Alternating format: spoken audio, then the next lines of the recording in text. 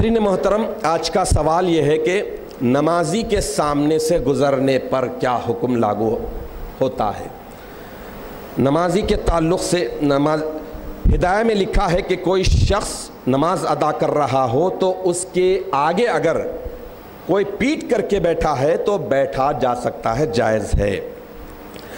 نمازی کے آگے سے اگر کوئی شخص گزر جائے تو نماز میں خلل تو نہیں ہوگا، البتہ وہ بہت بڑا گناہگار ہوتا ہے۔ چنانچہ بخاری شریف اور ابو داؤد میں حدیث شریف آئی ہے، اللہ کے رسول صلی اللہ تعالیٰ علیہ وسلم ارشاد فرماتے ہیں کہ نمازی کے آگے سے گزرنے والے کو یہ معلوم ہو جائے کہ اس پر کیا گناہ عائد ہوگا، اسے کیا سزا ملے گی، تو حدیث میں آیا ہے کہ 40 دن یا 40 مہینے یا 40 سال وہ رک جانا گوارا کرے گا، لیکن نمازی کے سامنے سے گزرنے کی جرت اور ہمت نہیں کرے گا۔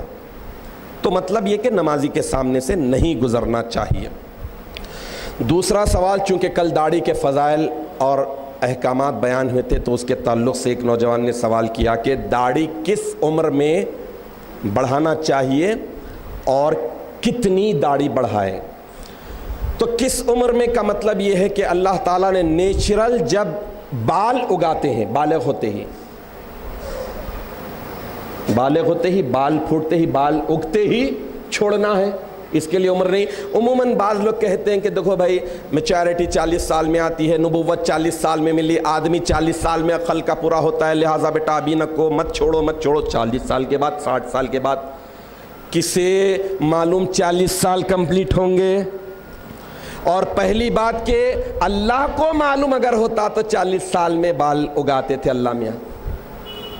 اللہ تعالیٰ بالغ ہونے تک، پیدا ہوتے ہی بال گالوں پر نہیں اگ رہے ہیں، جب بالغ ہو رہے ہیں تو اس وقت اگ رہے ہیں، تو جب ہی سے رکھنا چاہیے۔ کتنی رکھنا چاہیے؟ مسلم شریف میں حضرت عبداللہ ابن عمر رضی اللہ تعالیٰ عنہ سے حدیث مروی ہے، اللہ کے رسول صلی اللہ تعالیٰ علیہ وسلم ایک مشت سے زیادہ داڑھی ہونے پر تراشنے کا حکم دیا، لیول لے کر صحیح اور بہتر انداز میں رکھنے کا حکم دیا ہے۔